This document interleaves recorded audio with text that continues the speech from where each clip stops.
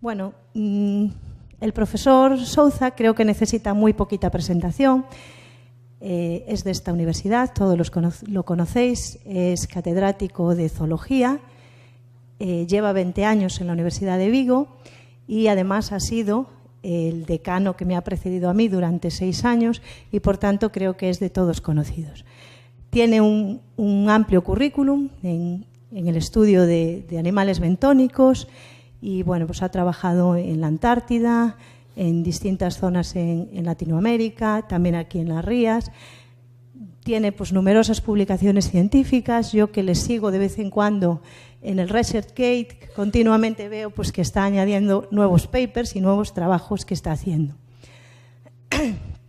Ha dirigido y dirige en la actualidad pues también muchos trabajos de investigación, proyectos, y una prueba de ello es que va a compartir su charla con un alumno de doctorado que tiene actualmente, Fernando, que tenemos aquí en la primera fila, que va a presentar también algo, y con un ex alumno postdoctoral de Brasil, Luis, creo recordar tu nombre. Bueno, poco os puedo decir de la trayectoria de ambos, pero seguramente pues, cuando hagan su intervención ellos os contarán un poquito, ¿no?, el por qué están aquí. Bien, y la charla que nos va a presentar pues tiene un título muy rimbombante, podríamos decir, ¿no? La grandeza de la biodiversidad.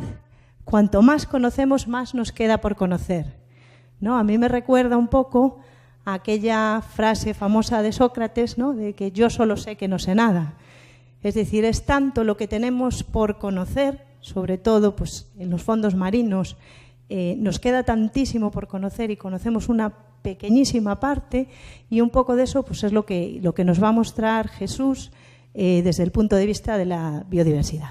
Y bueno, ya no me enrollo más, le doy paso cuando quieras. Muchísimas gracias, Jesús, por presentarnos tu trabajo. Muchísimas gracias, mi querida decana, Belén. Me puso demasiado bien. Y bueno, estoy de acuerdo con eso de Sócrates, y también si Pandora no hubiera abierto la cajita esa, a lo mejor no tendríamos tantos problemas. Sabríamos menos, pero no tendríamos tantos problemas como tenemos en la actualidad. Y tiene razón Belén, o sea, el título es muy amplio, pero vamos a intentar reducir. Nosotros lo que vamos a hacer, vamos a dar un paseo, porque la idea, al menos lo que me comentó la decana cuando bueno, nos invitó a todos los profesores para que diéramos una charla, era que contáramos un poquito qué era lo que hacíamos en los laboratorios. Entonces yo lo que intenté hacer es hacer un pequeño compendio de todo lo que hicimos, de parte de lo que hicimos, de cositas que estamos haciendo, y de lo que estamos haciendo aprovechamos que tenemos aquí a Luis, que es un postdoc, y Fernando, que está haciendo el doctorado, que nos van a hablar dos cosillas de sus partes, de las partes de investigación que están trabajando ahora mismo. Bueno, pues la biodiversidad. La biodiversidad, vamos a empezar simplemente comentando que aproximadamente en el planeta conocidas, descritas para la ciencia, o sea, publicadas en papers, en trabajos científicos, hay aproximadamente 1.800.000 especies descritas, ¿no?, en el planeta Tierra, por ahora. Y todo eso va relacionado con procesos de extinción y especiación, que lo vamos a ver un poquito ahora. Son procesos que han trabajado, eso en geología se sabe bien, desde el principio del planeta y continúa hasta ese momento. Y lo que es tanto la especiación como las tasas de extinción es lo que genera y acaba con la diversidad específica en el planeta. Nosotros vamos a tratar aquí de diversidad de especies, de taxones. Vamos a definir a lo mejor, los que fuisteis alumnos, eso lo tenéis bastante clarito, y de los de primero un poquito más incluso, ¿no? Bueno, la diversidad es la variedad, lo diverso y variada que es la vida en el planeta Tierra. Vamos a trabajar desde un punto de vista de la vida, de los seres vivos, y nos vamos a centrar dentro de un ratito únicamente en este grupito, en Animalia. Vamos a trabajar con animales. Bien, estos serían los dos grandes grupos. Hay muchísimas divisiones, hay muchísimas discusiones sobre esto.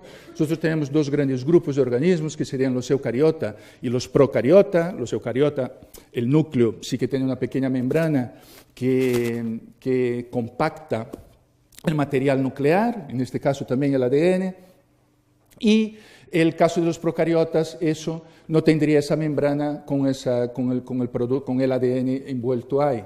Y tenemos 3 grandes dominios, el dominio bacteria, arquea y eucario. Nosotros vamos a trabajar con el grupito de eucariontes en Animalia. Bien, si nos vinieran del futuro ahora mismo, Darth Vader y un crucero de tal, y un agujero de gusano, y el Capitán Kirk que nos preguntara, oye, ¿cuántas especies tenemos de animales en el planeta? No, de seres vivos, vamos a empezar.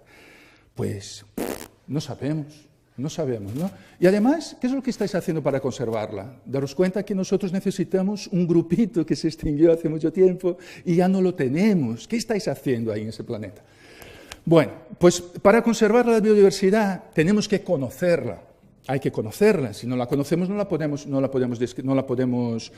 conservar. De estas 1.800.000 especies que hay descritas, con los papers publicados aproximadamente, esperando a ser publicadas, hay casi el doble.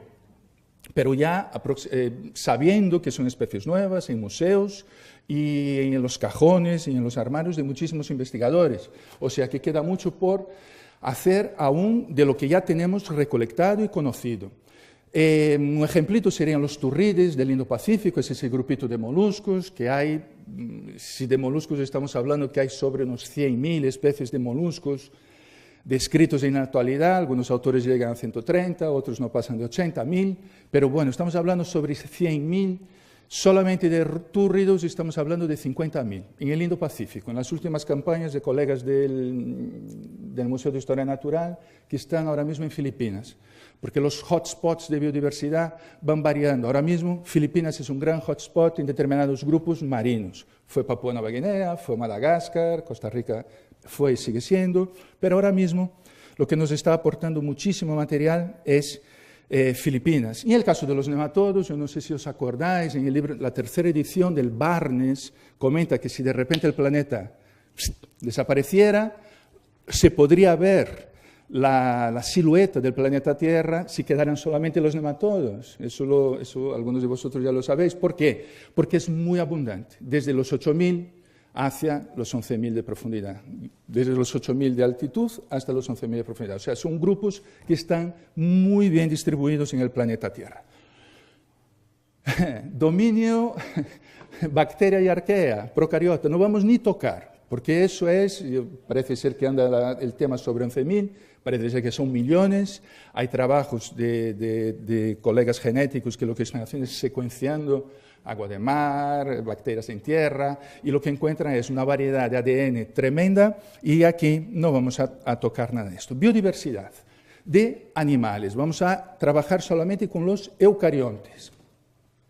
En el medio marino hay zonas que son difíciles de difícil acceso, que es bastante difícil de trabajar. 2 de ellas sería, por ejemplo, la Antártida y el Océano Profundo.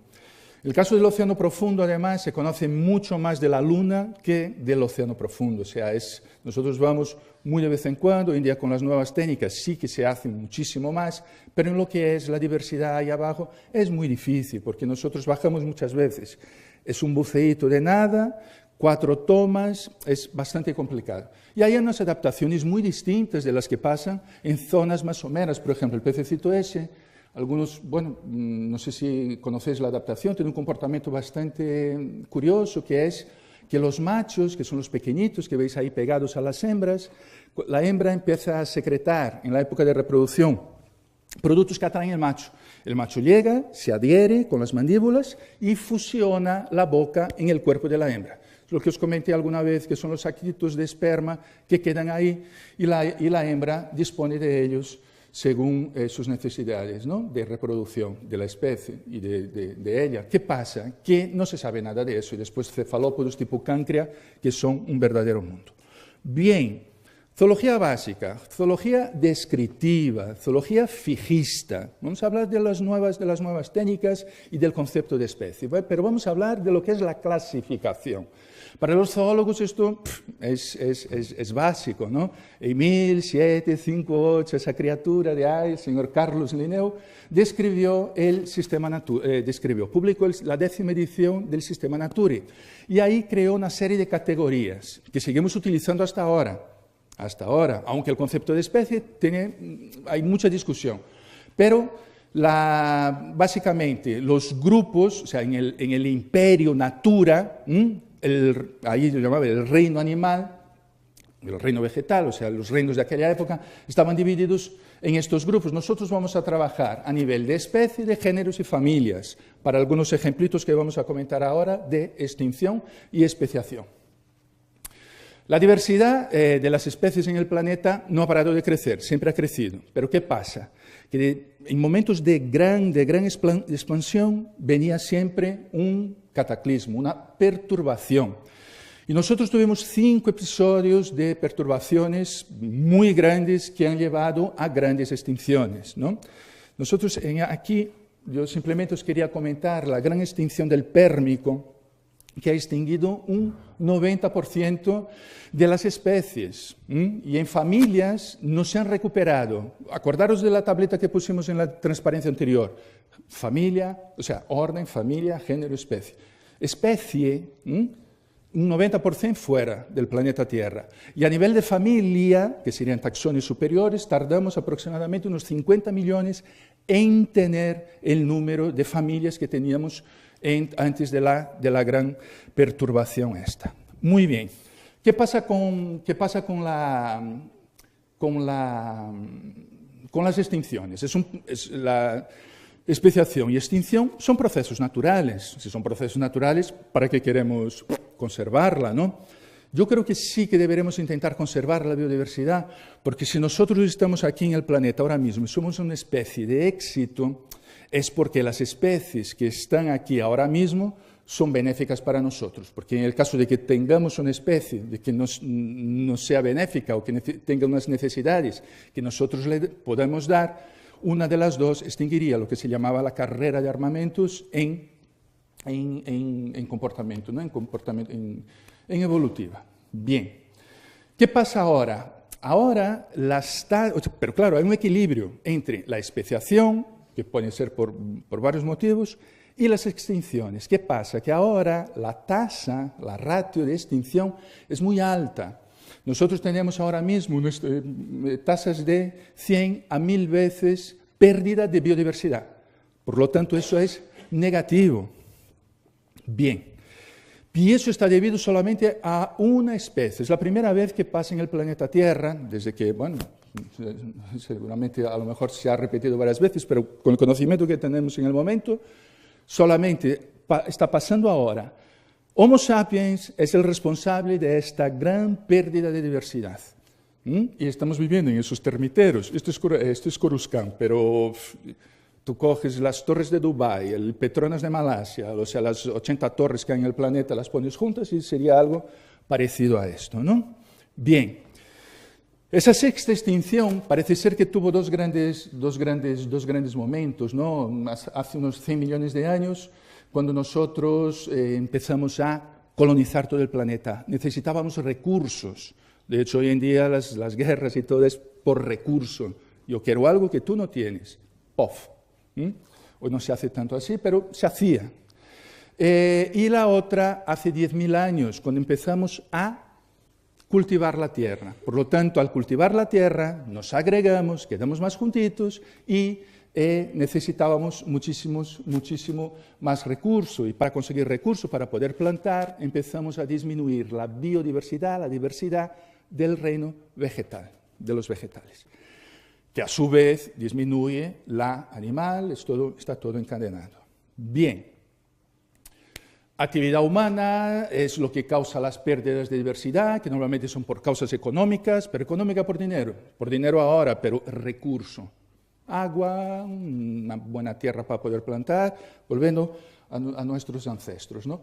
Por lo tanto, esto es un problema crucial. Si vamos a la fotito esa de la megalópolis esta que puse allí, que todo el planeta, en el caso de Coruscant es todo un planeta, pero bueno, las grandes megalópolis necesitan mucho recurso. Imaginaros, yo qué sé, Madrid sin agua, Nueva York sin agua. En 4 días nos estamos matando unos a otros, o sea, realmente es bastante complicado. Entonces, la diversidad tiene que ser estudiada, tiene que ser conocida. ¿Por qué? Hay que conservarla de tal manera. de como sea, ¿no? Bien, ¿qué medio es el más biodiverso? El medio terrestre, preguntita para algunos de vosotros, lo hice hace poco, ¿el medio terrestre o el medio marino? Va a depender de qué taxón estamos hablando. Si nosotros estamos hablando a nivel de especies ahora mismo, de este 1.800.000, podemos estar hablando del medio terrestre, porque solamente los insectos pegan un subidón bastante grande en lo que sería la descripción específica. Pero el medio marino agrupa a todos los modelos biológicos de animalia. Acordaros, estamos en eucariontes y en metazoa, en animales. El medio marino agrupa a todos los modelos, pentámero, birradial, radial, todas las simetrías y todos los modelos que hay de vida en el planeta animal. Bien, pero ahora ya no vienen del futuro nuestros congéneres, ahora vienen una nave romulana de camino y una nave Klingon. A los que sois muy jóvenes a lo mejor no conocéis el universo pero bueno, están bastante bien. Y ahora tenemos una nave Klingon ahí, un barco oceanográfico. Oye, ¿cuántas especies tenéis? Porque Klingon también tiene problemas. Bueno, pues hay una criatura en el planeta, un señor llamado Mora, que describió, yo los datos que os puse son datos de mediados de los 90 y eso. Pero ese señor, el señor Mora, en el 2011 publicó en PLOS Bio un trabajito donde él mismo se preguntaba, a lo mejor le vino el Klingon por la noche, oye, ¿cuántas especies tenemos en el planeta? Bueno, pues lo ha respondido. Parece ser que ahora mismo tenemos 8 millones aproximadamente, 8 millones y medio de especies distribuidas en el planeta, de los cuales un 25% de ellas en el océano. Hay proyectos bastante actuales de lo que os comentaba de la secuenciación, lo de recoger especies de cualquier manera, el Marine Census, son proyectos a nivel internacional que agrupan muchísimos científicos para la búsqueda de diversidad. Bueno, en uno de sus resultados, el 86% de las terrestres y el 91% de las marinas están aún por descubrir, y eso puede ser mucho más. En el medio marino seguro, porque sabemos mucho, pero es muy grande, sabemos muy poco. Lo que os comentaba que se sabe más de la Luna que de aquí. De estos 8 millones y medio, no, estamos en los eucariontes, ¿no? Estamos trabajando aquí. Pero vamos a hablar de los eucariontes, de los que tienen esa membranita que guarda el contenido genético.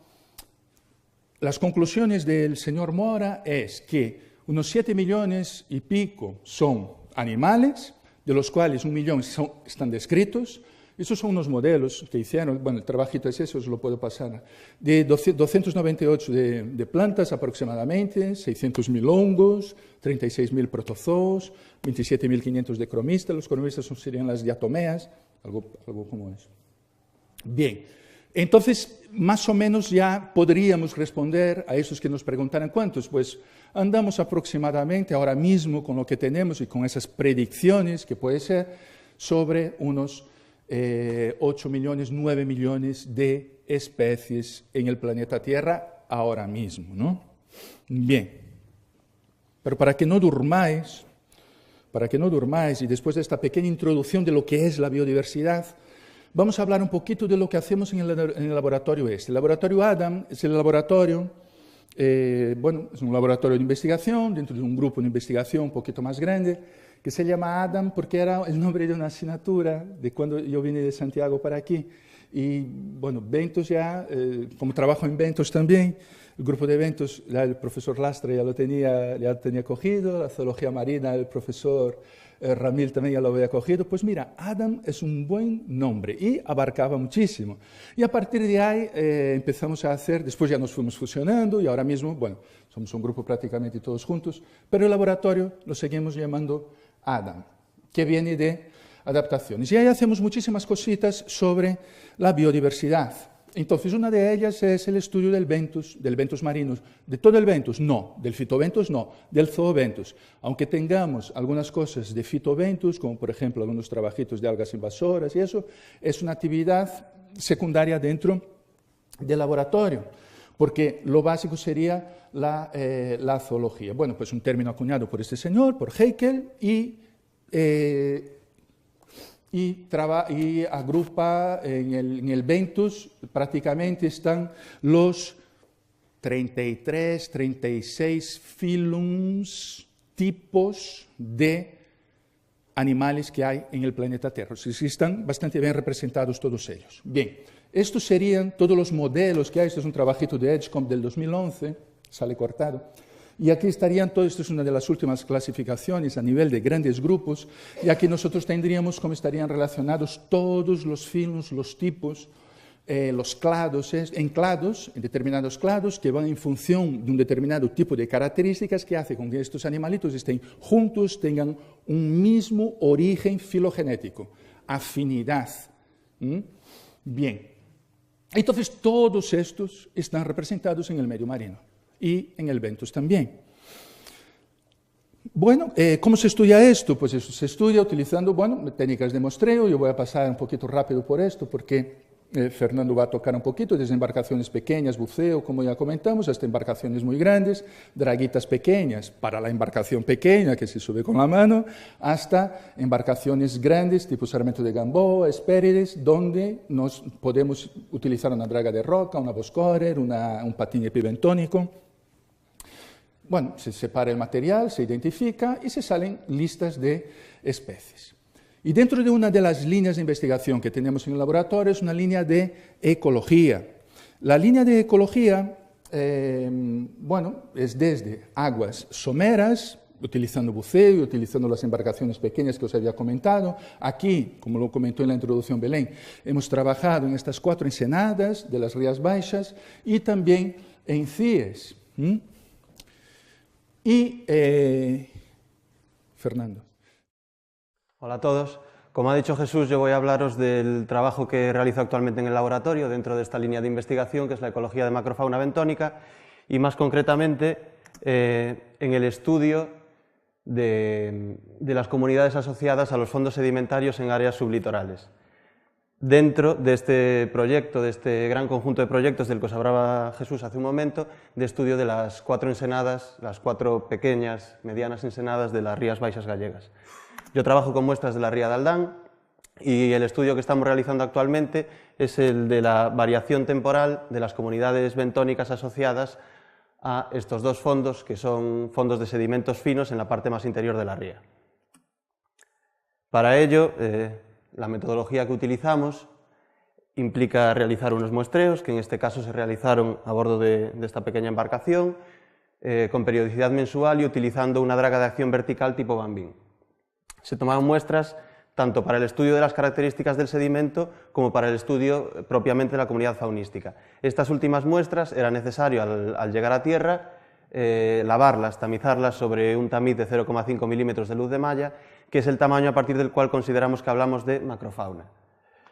El trabajo de laboratorio implica a posteriori separar la fauna del sedimento, identificar cada uno de los organismos que encontramos y contar cuántos individuos tenemos de cada especie. Y también, como digo, tomábamos muestras para estudiar las características del sedimento, y en esta parte lo que hacemos es medir la composición granulométrica y los contenidos en materia orgánica y en carbonatos de los sedimentos que tomábamos en cada uno de los puntos. Después de todo este trabajo lo que obtenemos es algo parecido a esto. Obtenemos unas grandes matrices de datos, esto seguiría hacia la derecha y hacia abajo, y como podéis imaginar es prácticamente imposible interpretar estos datos a simple vista. Tenemos que hacer un procesado y un análisis de los mismos.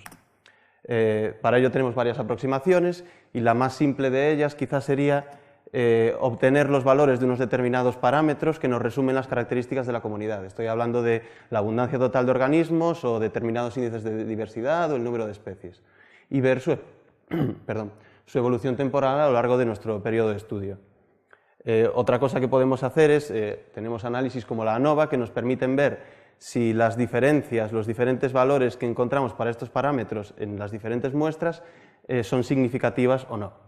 Y si en lugar de trabajar con estos parámetros que nos resumen la comunidad, queremos trabajar con toda esa matriz de datos, con las abundancias de todas las especies, necesitaríamos pasar a los análisis multivariante, como es el caso de los análisis de clasificación y ordenación, que nos vienen a indicar las similitudes, los grados de similitud entre las diferentes muestras que estamos estudiando en función de toda esa variedad de especies que contienen y de la abundancia de cada una de ellas. Y también para esta aproximación en la que tenemos en cuenta toda la matriz de datos de abundancias específicas, podemos aplicar un análisis similar al que mencionaba antes la ANOVA. La PERMANOVA realiza esta misma evaluación de si las diferencias son significativas o no, pero esta vez teniendo en cuenta todo el set de datos. Si queremos ahora incluir esos otros datos que son los de los parámetros abióticos, los datos de la composición del sedimento, o incluso en algunos casos trabajamos también con datos de la columna de agua, como pueden ser temperatura, salinidad, pH o potencial redox, tenemos de nuevo otros diferentes tipos de análisis, de aproximaciones, de los cuales el primer paso, el paso más sencillo, sería buscar los índices de correlación. Como una primera toma de contacto con estos datos, veríamos qué parámetros se correlacionan significativamente con, por ejemplo, los parámetros, eso que veis, N, S, H, J, son la abundancia o los índices de diversidad, diferentes parámetros de la comunidad biológica que estamos estudiando. Y una aproximación más detallada y más refinada sería lo que nos permiten hacer los análisis de los modelos de regresión lineal múltiple, los cuales nos indican qué parámetros abióticos o qué conjuntos de parámetros abióticos varían de una forma más correlacionada con la variación que observamos en estos parámetros de la comunidad biológica. De nuevo, si queremos trabajar no con los parámetros que nos resumen la comunidad, sino con toda la diversidad, toda la matriz de abundancias, podríamos aplicar este mismo modelo, pero de forma multivariante. Son los modelos lineales multivariante, que en este caso nos indican, de nuevo, qué parámetros o conjuntos de parámetros abióticos presentan una variación a lo largo del tiempo más parecida a la que presenta la comunidad, en este caso ya digo considerando todas las especies. Y luego hay una mayor variedad de análisis, como por ejemplo el BioM nos ofrecería un resultado parecido, pero en este caso comparando los índices de similitud entre muestras, atendiendo por un lado a los datos biológicos y por el otro lado a los datos abióticos. Pero a veces, incluso después de realizar todos estos análisis, después de tener en cuenta todas estas posibles aproximaciones, nos siguen quedando dudas del cómo y el porqué de estos cambios y de estos datos que observamos, de cómo funciona realmente el ecosistema.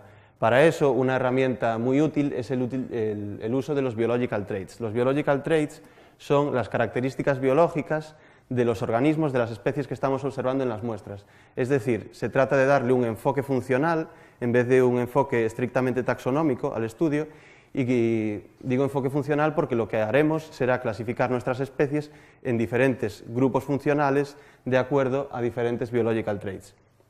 Uno de los biological traits más utilizados sería la preferencia trófica, el grupo trófico al que pertenece una especie.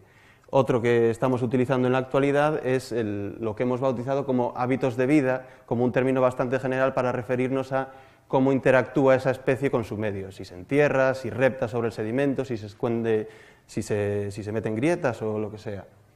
Y como digo, estos son los dos biological traits con los que hemos trabajado hasta el momento y también con la combinación de ambos. Pero nuestra intención es, en un futuro próximo, trabajar cada vez con más biological traits para obtener un mayor nivel de detalle en esta aproximación al estudio faunístico. ¿Cómo utilizamos esta nueva información, esta clasificación en biological traits? Bueno, como os he dicho, las especies que tenemos las clasificamos en una serie de grupos funcionales y la abundancia de cada uno de esos grupos la tratamos como tratábamos antes la abundancia de las diferentes especies. Podemos ver su evolución a lo largo del tiempo, podemos clasificar las muestras en función de estas abundancias y podemos ver también, por supuesto, su relación con los parámetros abióticos, los parámetros del sedimento o de la columna de agua. Las ventajas que nos ofrece todo este trabajo adicional son muy grandes. Por una parte, estamos simplificando los datos porque estamos pasando de cientos de especies que puede haber a veces en una muestra o en un estudio a un reducido número de grupos funcionales. Pero con esta simplificación, a pesar de que pueda parecer que estamos perdiendo información, en realidad estamos ganando mucha información nueva porque estamos aportando estas características funcionales que al fin y al cabo nos hablan de cómo es el organismo y cómo interacciona con su medio y con los otros organismos que hay a su alrededor. Esto nos lleva a unos resultados más completos y digo también que más interpretables precisamente por esta información nueva. El hecho de saber de qué tipo de organismo estamos hablando. No estamos hablando solo de la especie X, sino que estamos hablando de la especie que se entierra en el sedimento y se alimenta por filtración, pues a la hora de ver sus relaciones con el medio será mucho más fácil entender el por qué se dan.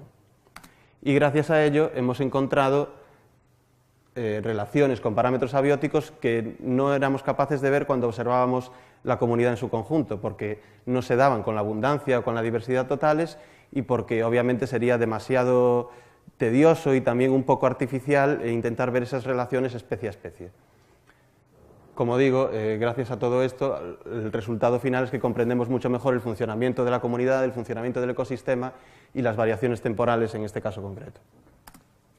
Para seguir profundizando en este campo de la biología funcional, de la aproximación funcional al estudio de las comunidades bentónicas, nuestra intención es empezar a usar dentro de muy poco esta herramienta estadística que es el Biological Traits Analysis. Se trata de una herramienta estadística que nos permite estudiar a la vez multitud de biological traits, no solo esos dos o su combinación de la que hablábamos antes, sino decenas de traits diferentes y todos ellos a la vez y las combinaciones de todos ellos. E incluso asignar valores parciales a las especies. No tenemos por qué decir que este es un organismo que se desplaza sobre el sedimento. Podemos decir que esta especie se desplaza sobre el sedimento el 80% del tiempo, pero el 15% del tiempo está enterrada y el 5% restante nada a pequeñas distancias sin tocar el sedimento gracias a unos apéndices natatorios que tiene. Lo que esto nos proporciona después, es decir, el hacer todo este trabajo adicional, lo que nos va a proporcionar sería ver la importancia de cada uno de estos traits, de cada una de estas clasificaciones funcionales, la importancia a su vez de cada uno de los grupos en los que hemos clasificado las especies dentro de cada trait y ver muchísimo mejor la relación de cada uno de ellos con los parámetros abióticos. Y esto es todo por mi parte, le cedo de nuevo la palabra a Jesús. Bueno, pues volvemos entonces ahora a lo que serían las aguas un poco más profundas. Entonces también tenemos algún trabajito de aguas profundas. Nosotros trabajamos, bueno, en la plataforma de Galicia, con el Sarmiento de Gamboa, trabajamos con el Hespérides también, desde zonas tropicales, como por ejemplo la isla del Coco o las islas de Hawái. Voy a pararme un poquito en lo que es la Isla del Coco. En la Isla del Coco nosotros aplicamos la misma metodología que los que acaba de comentar Fernando, con una pequeña bambín, se obtienen los ejemplares, se lavan, se tamizan. Bien, es la primera vez que se hace en el trópico, porque ir con una bambincita pequeñita en el trópico, no. La gente va a los grandes peces, a los grandes corales, a la macrofauna, a lo grande. Esto era para el señor Thorson, en Dinamarca, en los fiordos, para coger los 4 fanguitos que tenía. No, eso se aplicó por primera vez en el trópico y con datos bastante interesantes. De ahí, de la Isla del Coco, se han publicado especies nuevas, por ejemplo, un tanaidáceo, el Coco tanais, pura vida. Pura vida dedicado porque pura vida en Costa Rica es como, muy bien, hola, ¿qué tal? Que te vaya bien. Pura vida, y adiós, ¿no? Entonces se llama Coco tanais, de la Isla del Coco, tanaidáceo, porque es un tanaidáceo, Coco tanais, pura vida. Y también en Pacific Science publicamos también la distribución, y bueno, en un complejo de especies de cefalocordados, que son estos animalitos, que es el Amphioxus. De Amphioxus también hemos trabajado en Galicia, lo que pasa que las muestras están en los armarios esperando que alguien se anime a trabajar con ellas. Hemos descrito alguna especie nueva también de la campaña de cocos, que sería, por ejemplo, el Cecum cocoensis, y simplemente comentar que gracias a estos listados se pueden comparar con otras zonas del planeta Tierra, en este caso con fauna norteamericana, que seguramente es la que más se conoce, porque también hay un mayor grupo de investigadores, y las islas recónditas que hay muy poca información. Y puedes exceptuar un poquito lo que es Costa Rica, que es un gran hotspot, mucha gente trabaja allí, y las Islas Galápagos, por todo lo que sabéis, ¿no? Cocos, la Isla del Coco, está situada a unos 360 kilómetros a unos 500 kilómetros del continente y a otros 500 aproximadamente de Galápagos. Está justo en el medio. Bien, entonces ya vimos la importancia de describir la diversidad, porque podemos explicar más cositas, ¿no? La conservación por sí misma también es muy importante. Y hemos también trabajado en aguas polares, misma metodología, pero con buques más grandes, con mejor infraestructura, porque allí realmente es una zona un poco más complicada. Esto es una agassiz, es un mostrador bastante grande, eso no lo puedes hacer con una pequeña planeadora ni con una Zodiac, necesitas un gran buque, en ese caso el Hespérides. Mismo método, un montón de resultados, un montón de diversidad nueva, de ahí tenemos géneros nuevos, especies nuevas, explicamos el funcionamiento también de esos ecosistemas, como ahí pudimos trabajar también a 5.000 metros, a 3.000 metros de profundidad, pudimos trabajar también con lo que es la distribución de los animales en profundidad, es un trabajito bastante interesante. Pero bueno, esto, si la decana me da permiso en un futuro, a lo mejor es un objeto de una conferencia solo, de una charlita solo de la Antártida, ¿no? Bien, en el laboratorio también trabajamos con los invertebrados a la hora de lo que es la taxonomía alfa, describir nuevos taxones, describir nuevas especies. Tenemos para las rías de Galicia varias especies, en este caso poliquetos, un sílido, un pisiónido, un esferodórido. Los esferodóridos en la Antártida son súper abundantes, aquí un poquito menos. Hemos descrito también leptostracias, Malacostraca leptostracia, y aquí tengo una historieta bastante interesante. El cerebro de esto fue, ahora es profesor en la Autónoma de Madrid, es Juan Moreira, hizo la tesis con nosotros en el laboratorio, ahora ya es profesor. Y hasta ese momento, aquí en Galicia, nosotros describíamos únicamente, teníamos en los trabajos de eventos Nevalia bipex, que era la nevalia que aparecía en las rías gallegas. Resultado, a partir de hurgar un poquito, morfológicamente, no nos metimos ni en genética ni nada, morfológicamente hemos detectado 5 especies aquí en el laboratorio, una sexta, a medias con uno de Turquía, que también se encontraba aquí, unas 6 especies de nevalias, tanto Sarsinevalia como el género Nevalia, y la Nevalia bipex no está presente en Galicia. O sea que la citábamos muy mal hasta ese momento. Una ampelisca, un anfípodo, todo eso derivado del laboratorio. Una pseudopsis, que en este caso dedicado al laboratorio, dedicado a Adame. En la Antártida lo mismo. Un par de tróquidos, una ceidora. Y hay un grupito que se llama Opistobranquios, que vamos a comentar 2 cosillas porque es una de las partes también bastante importantes dentro del grupo de investigación. Esto fue una de las primeras especies descritas, está descrita es un ipselodórido, es bastante común la especie de aquí. Fue descrita de un pueblo que se llama Santos, muy cerquita de São Paulo, en un parque estadual que hay allí, a unas cuantas millas de la costa. Y fue la primera especie nueva que surgió del laboratorio. A partir de ahí tuvimos varios proyectos con compañeros de la Universidad Federal de Río de Janeiro y se han descrito una gran cantidad de especies. Quería destacar también la isla esta, se llama Isla Fernando de Noronha, no sé si lo ves en el mapita de Brasil, aquella esquinita, eso está a unos 360 kilómetros de la costa, es también un hotspot en biodiversidad, porque agrupa una serie de características. Normalmente las islas lo que hacen son oasis, tanto en la Antártida como en los trópicos. Las islas suelen ser oasis y para la biodiversidad. Bueno, se han sacado capítulos con nuevas descripciones de las islas oceánicas, en este caso de las brasileñas. Y en el caso de los opistobranquios se han descrito el Favorinus de Panamá, la Egiris, la Firiana, la Bergia, Loplodores, el Felimari que os ya enseñé, la Anetarca. Y este de aquí, el Philidiopsis baqueyaue, no se ve muy bien, pero ese no es de aquí, ese es del Indo-Pacífico, ese es de Papúa Nueva Guinea. Esa es una nueva especie también, pero eso es objeto también de otra charla. Yo estuve ahí 2 meses, casi 2 meses, 1 mes y mucho. También estuvimos ahí, se hizo un trabajo intenso y ahí sí que es una cosa bastante espectacular. Y de todos esos listados de zonas poco conocidas se pueden sacar muchas cosas. En este caso se sacaron un librito con un montón de datos de lo que no se conocía y a partir de estos datos de fauna, ¿qué es lo que se puede hacer?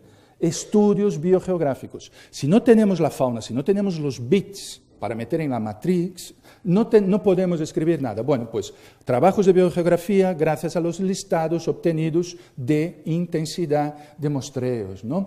Nosotros aquí, esto sería la división, esto lo hicimos para las costas de Brasil utilizando esta clasificación del señor Castro de Miranda, y clasifica en función de las condiciones oceanográficas de Brasil, y lo hemos agrupado de esta manera, no tenemos por qué comentar las zonas, que sería la plataforma sudeste, el sur, o sea, los animalitos se agruparon bastante bien, menos las 2 grandes cuencas que hay en Brasil, la del lo que desemboca aquí en la Lagoa dos Patos, o sea, lo que sería la cuenca la gran barrera que hay de la cuenca del Plata y arriba la gran barrera que hay de la cuenca del Amazonas, ahí sí que se ve una barrera bastante potente. Pero es que lo bonito de esto es que nuestros datos coinciden muy bien con el trabajito que hizo gente de allá con los peces arrecifales, los peces de arrecife, los peces que viven muy cerquita de la costa. O sea, es la misma distribución. Bien, y como siempre, hace falta estudiar. No conocemos ni la mitad de los 8,5 millones de especies que tenemos. Y además hay que revisar, porque si no, no podemos hacer estos trabajos. Muchísimas veces estamos llamando lo mismo a cosas distintas y a cosas distintas estamos llamando lo mismo y viceversa. O sea, que muchas veces hay problemas de esto. A mí me pasó un caso muy interesante. Yo describí una especie nueva de la Antártida que se llamaba Austrodorys georgensis, clavadito. Era distinta.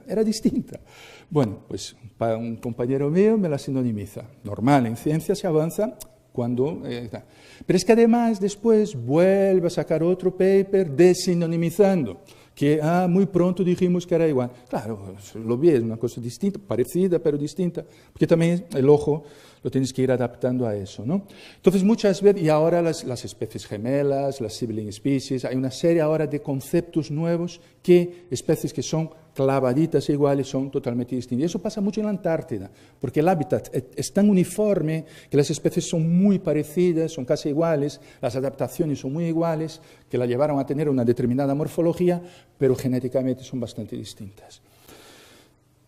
De esto no vamos ni a tocar. Y hablando de los peces arrecifales, porque como comentamos que coincidían nuestros datos de los opistobranquios con los peces de arrecife, comentar que hoy en día también en laboratorio estamos codirigiendo con gente que trabajó con biogeografía del Atlántico con fauna de peces arrecifales de Cabo Verde.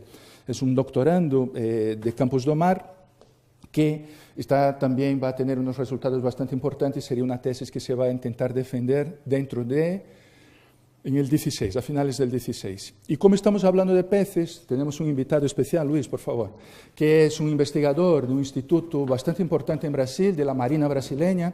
Es civil, pero trabaja en un instituto de la Armada brasileña, que hace investigación. Él es un especialista en peces y lo que nos va a hablar es de los peces, nos va a hablar de los peces de los sustratos blandos de la zona de reventación. Gracias, Jesús. Entonces, yo trabajo en el estudio de la ictiofauna del surf zone, ¿no? En la playa de arena aquí de Vigo. Este trabajo consiste en que yo estoy comparando, el inicio del trabajo era una comparación entre la bahía de Vigo y la bahía de Sepetiba, que yo trabajo en Brasil. Son dos ambientes muy distintos, tá? Ustedes van a ver después sacando la foto. Eles contribuíram para a biodiversidade através do estudo da ictiofauna da zona de arrebentação. Porque o que acontece? O tipo de pesca de arrasto, de zona de arrebentação, vai acontecer o quê? Vai acontecer só determinadas espécies que vão ser suscetíveis, né, àquela pesca utilizada. Outros tipos de peixes que estão no entorno não entrarão nesse tipo de pesca. É contribuir o quê? Para contribuir para ver o quê? A abundância e a diversidade dos sítios, das rias de Vigo com Sepetiba.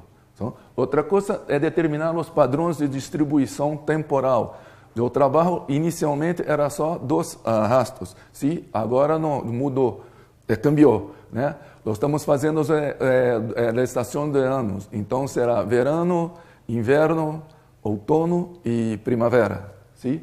Então, os fatores que estão contribuindo será importante, como o Fernando falou. Nós temos que ver as mudanças que tem os câmbios dos peixes. Então, a temperatura é muito importante, as condições do mar, a presença de macroalgas cambia muito a ictiofauna e a morfodinâmica das praias. Se as praias são mais batidas, são praias planas, tem muita diferença. E detectar o quê? Os impactos ambientais de los peces na zona de arrebentação. Os peces de zona de arrebentação são importantes porque é uma área de berçário uma área de berçário para os peces.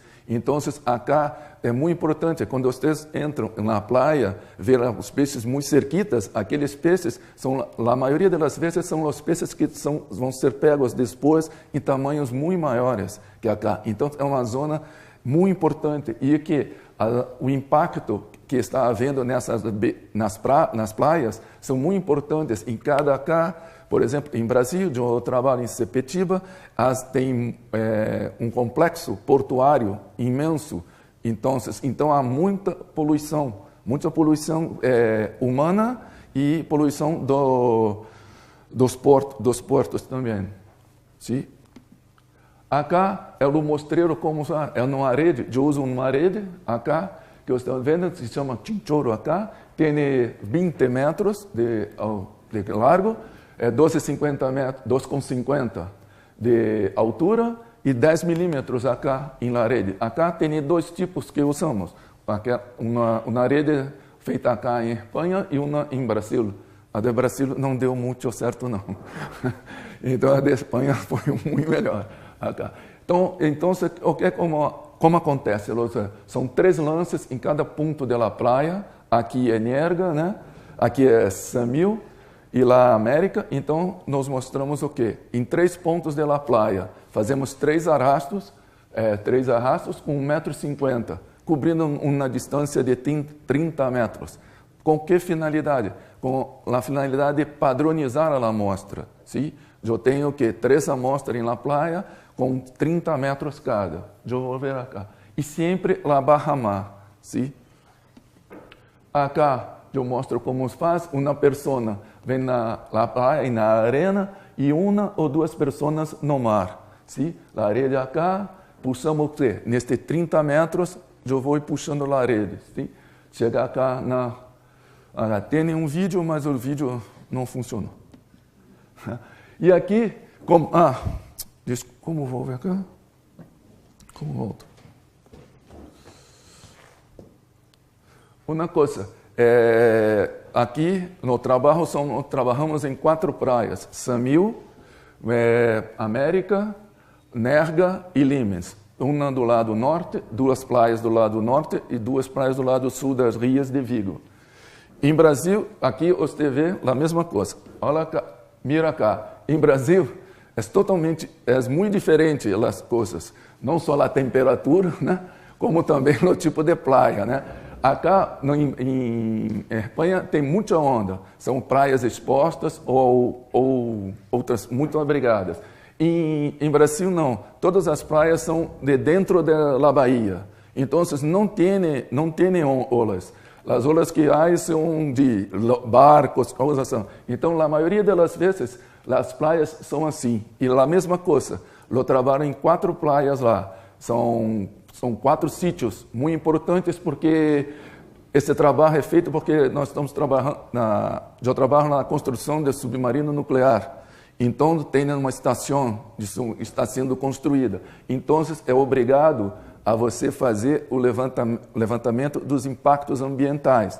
Então, esse trabalho de Surf Zone é importante porque porque tem que ver quais são os impactos que estão havendo na construção, porque acá é muito bonito, mas do outro lado da foto é uma coisa horrorosa, é só porto, destruição e cidades. Acá é muito cerca de cidades importantes e tem uma coisa muito importante que acá menos, né? Com o Mariano eu ouvi um dia que fomos medir a coisa, nós vimos em Samil, saindo lá, tinha muita lluvia, então o esgoto estava saindo lá no canto da praia. Então, isto acá há muito, porque aqui tem muitos rios. Então, quando chove muito em Rio de Janeiro, a coisa é toda levada para a Bahia. E justamente acá, neste caso. E lá a primeira coisa que ocorre é uma grande mortandade de peixes, acá, devido à grande entrada de água doce e a poluição que esta água traz da cidade. Acá há a pequena diferença entre Espanha e o Mar de Galícia, acá das 4 rias, e para cá de Sepetiba, não é a diversidade das espécies. Los peces, las especies que tienen acá son 14, 15. En Brasil son 16. No hay más ou menos as mesmas coisas de famílias, muda algumas espécies, lógico. Mas a principal coisa acá é a abundância de peixes. Em Brasil, nós temos aqui, num pequeno mostreiro, numa praia dessa, vem na 500 a 1.500 peixes. Tá? Por quê? É fácil de explicar. Acá é mais calmo, mais temprano, e lá aqui em Vigo, o que acontece? Lá, os sítios têm mais olas, então dificulta os peixes ficarem. Sim? Então, as condições do mar dificultam muito a coisa.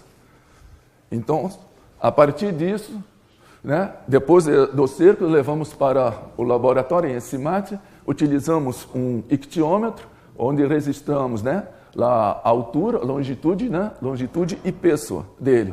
Porque é importante porque, como o Fernando falou, que a partir dessas medidas e da identificação das espécies, nós vamos poder o quê? Fazer estudos da ictiofauna e como esses peixes estão no meio ambiente, como vivem em meio ambiente. Acá, nesse pequeno tempo, estamos acá em outubro e novembro, fizemos um mostreiro e em janeiro também fizemos outro mostreiro. Temos um total de 15 espécies, um total de 364 indivíduos e 8 quilos de peso. É muito diferente, mas é muito representativo as coisas. Temos essa uma pequena lista de espécies. As espécies acá que pegamos, temos acá. A faneca é uma das espécies que tem mais acá nos mostreiros, linguado de arena, temos o rodavalo, temos um mugil. Então, essas são as espécies mais representativas que temos em Las Playas, certo? Tá? E a finalidade do trabalho é esse. Então, eu agora vou fazer esses quatro mostreiros das estações do ano e comparar com Sepetiba e ver se há muita mudança, se há muita mudança de influências climáticas ou não, para você poder tentar identificar as espécies. Tá? Desculpe o portunhol, mas graças. Simplemente comentar que, además de estos trabajos, se hicieron también algunos trabajos de bioecología, que sería trabajar con especies ya específicas. Trabajamos con Sepiola atlántica, fue la tesis de Marcelo, no sé si conocéis ahora Marcelo está de postdoc en una universidad austríaca, acaba de ganar una Marie Curie, y eso simplemente, o sea, trabajamos en comportamiento de Sepiola, en este caso hicimos trabajos de enterramiento, hicimos trabajos también de preferencia de hembras. Hemos trabajado también en autoecología, esto es en colaboración también con el profesor Lastra y el profesor López en las islas de Hawái. Estamos trabajando con una especie que es la hipa pacífica.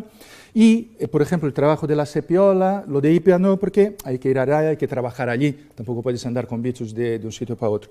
Pero, sin embargo, en el caso de la sepiola se hizo gracias a las infraestructuras que tenemos ahora, que muchos de vosotros conocéis, que sería el ECIMAT. Y, por supuesto, toda la investigación se hace en la Facultad de Ciencias del Mar. Aprovecho de la transparencia esta para agradecer a la decana la invitación por la charlita. Y era eso, dar una idea muy somera, muy por encima, de las 4 cosas que hacemos y, bueno, aprovechando también los conocimientos de los que están implicados.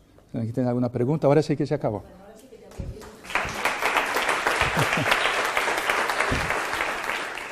Los autores llegan a 130, otros no pasan de 80, 1000, pero bueno, estamos hablando sobre 100.000. Solamente de túrridos estamos hablando de 50.000 en el Indo-Pacífico, en las últimas campañas de colegas del Museo de Historia Natural que están ahora mismo en Filipinas, porque los hotspots de biodiversidad van variando. Ahora mismo Filipinas es un gran hotspot en determinados grupos marinos. Fue Papúa Nueva Guinea, fue Madagascar, Costa Rica fue y sigue siendo, pero ahora mismo lo que nos está aportando muchísimo material es Filipinas. Y en el caso de los nematodos, yo no sé si os acordáis, en el libro, la 3ª edición del Barnes, comenta que si de repente el planeta desapareciera, se podría ver la silueta del planeta Tierra si quedaran solamente los nematodos. Eso algunos de vosotros ya lo sabéis. ¿Por qué? Porque es muy abundante, desde los 8.000 hacia los 11.000 de profundidad, desde los 8.000 de altitud hasta los 11.000 de profundidad. O sea, son grupos que están muy bien distribuidos en el planeta Tierra. Dominio, bacteria y arquea, procariota, no vamos ni tocar, porque eso es, parece ser que anda el tema sobre 11.000, parece ser que son millones. Hay trabajos de colegas genéticos que lo que están haciendo es secuenciando agua de mar, bacterias en tierra, y lo que encuentran es una variedad de ADN tremenda, y aquí no vamos a tocar nada de esto. Biodiversidad de animales, vamos a trabajar solamente con los eucariontes. En el medio marino hay zonas que son difíciles de difícil acceso, que es bastante difícil de trabajar. Dos de ellas sería, por ejemplo, la Antártida y el Océano Profundo. El caso del Océano Profundo, además, se conoce mucho más de la Luna que del Océano Profundo. O sea, nosotros vamos muy de vez en cuando, hoy en día con las nuevas técnicas sí que se hace muchísimo más, pero en lo que es la diversidad ahí abajo es muy difícil, porque nosotros bajamos muchas veces.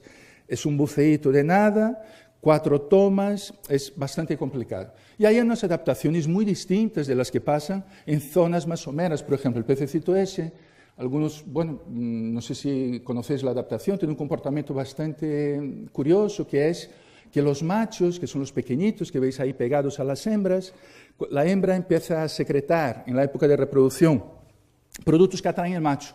El macho llega, se adhiere con las mandíbulas y fusiona la boca en el cuerpo de la hembra. Lo que os comenté alguna vez, que son los saquitos de esperma que quedan ahí y la hembra dispone de ellos según sus necesidades, ¿no?, de reproducción de la especie y de ella. ¿Qué pasa? Que no se sabe nada de eso, y después cefalópodos tipo cáncrea, que son un verdadero mundo. Bien, zoología básica, zoología descriptiva, zoología fijista. Vamos a hablar de las nuevas técnicas y del concepto de especie, ¿vale? Pero vamos a hablar de lo que es la clasificación. Para los zoólogos esto es básico, ¿no? Emil 758, esa criatura de ahí, el señor Carlos Linneo, publicó la 10ª edición del Sistema Naturae, y ahí creó una serie de categorías que seguimos utilizando hasta ahora, aunque el concepto de especie hay mucha discusión. Pero básicamente los grupos, o sea, en el imperio Natura, ahí lo llamaba el reino animal, el reino vegetal, o sea, los reinos de aquella época, estaban divididos en estos grupos. Nosotros vamos a trabajar a nivel de especie, de géneros y familias, para algunos ejemplitos que vamos a comentar ahora de extinción y especiación. La diversidad de las especies en el planeta no ha parado de crecer, siempre ha crecido. Pero ¿qué pasa? Que en momentos de gran expansión venía siempre un cataclismo, una perturbación. Y nosotros tuvimos 5 episodios de perturbaciones muy grandes que han llevado a grandes extinciones, ¿no? Nosotros aquí, yo simplemente os quería comentar la gran extinción. Muchísimas gracias, Jesús, por presentarnos tu trabajo. Muchísimas gracias, mi querida decana, Belén, me puso demasiado bien. Y bueno, estoy de acuerdo con eso de Sócrates, y también si Pandora no hubiera abierto la cajita esa, a lo mejor no tendríamos tantos problemas. Sabríamos menos, pero no tendríamos tantos problemas como tenemos en la actualidad.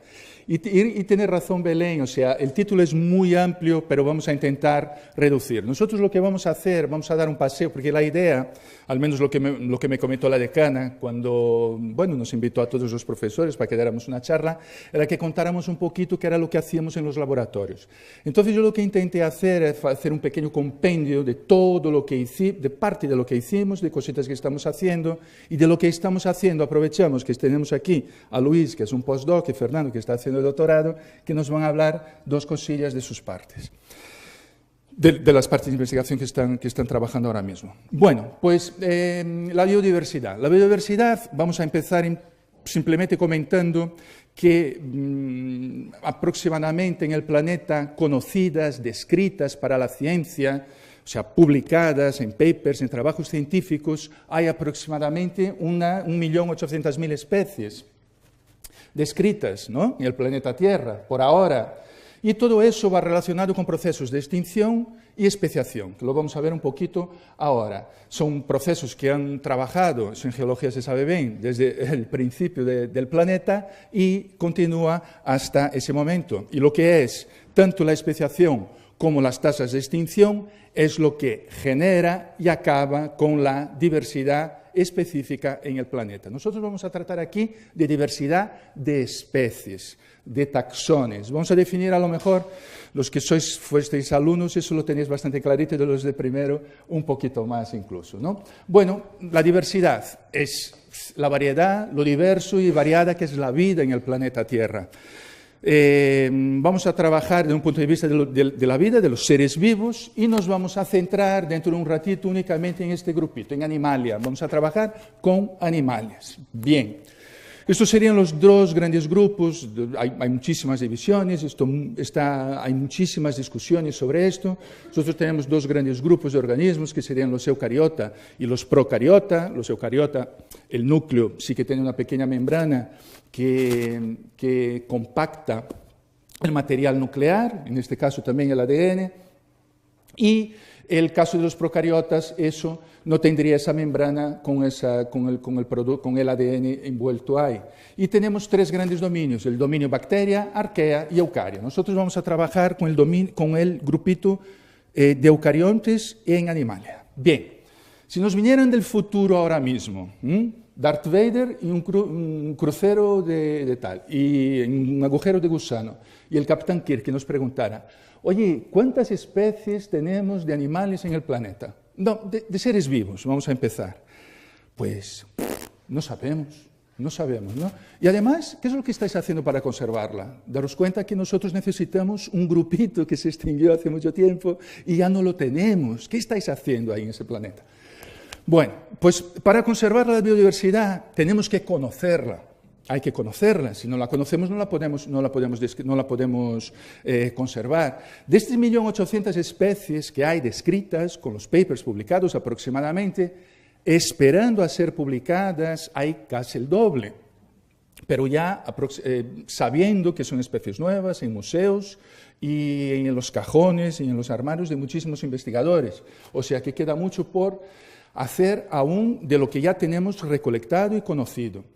Un ejemplito serían los turrides del Indo-Pacífico, es ese grupito de moluscos que hay, si de moluscos estamos hablando que hay sobre unos 100.000 especies de moluscos descritos en la actualidad. Algunos...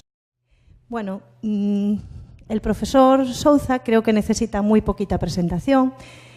Es de esta universidad, todos lo conocéis, es catedrático de zoología. Lleva 20 años en la Universidad de Vigo y además ha sido el decano que me ha precedido a mí durante 6 años y por tanto creo que es de todos conocidos. Tiene un amplio currículum en el estudio de animales bentónicos y bueno, pues ha trabajado en la Antártida, en distintas zonas en Latinoamérica, también aquí en las Rías. Tiene pues numerosas publicaciones científicas, yo que le sigo de vez en cuando en el ResearchGate continuamente veo pues, que está añadiendo nuevos papers y nuevos trabajos que está haciendo. Ha dirigido y dirige en la actualidad pues, también muchos trabajos de investigación, proyectos, y una prueba de ello es que va a compartir su charla con un alumno de doctorado que tiene actualmente, Fernando, que tenemos aquí en la primera fila, que va a presentar también algo, y con un ex alumno postdoctoral de Brasil, Luis, creo recordar tu nombre. Bueno, poco os puedo decir de la trayectoria de ambos, pero seguramente pues, cuando hagan su intervención ellos os contarán un poquito, ¿no?, el por qué están aquí. Bien, y la charla que nos va a presentar pues tiene un título muy rimbombante, podríamos decir, ¿no? La grandeza de la biodiversidad, cuanto más conocemos, más nos queda por conocer. ¿No? A mí me recuerda un poco a aquella frase famosa de Sócrates, ¿no?, de que yo solo sé que no sé nada. Es decir, es tanto lo que tenemos por conocer, sobre todo pues, en los fondos marinos, nos queda tantísimo por conocer y conocemos una pequeñísima parte y un poco de eso pues, es lo que nos va a mostrar Jesús desde el punto de vista de la biodiversidad. Y bueno, ya no me enrollo más, le doy paso cuando quieras.